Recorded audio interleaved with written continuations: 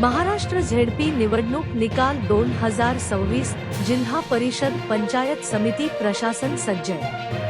पुन्हा एकदा गुलाल उधळला जाणार आहे. कोकणात ठाकरेंच्या शिवसेनेला मोठा धक्का, कोकणातही महायुतीचा झेंडा.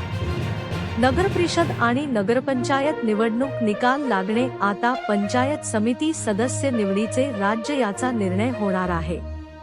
या निकालावर अनेक गोष्टी आहेत. इतकेच नाही तर ग्रामपंचायत निवडणूक अद्याप बाकी आहे.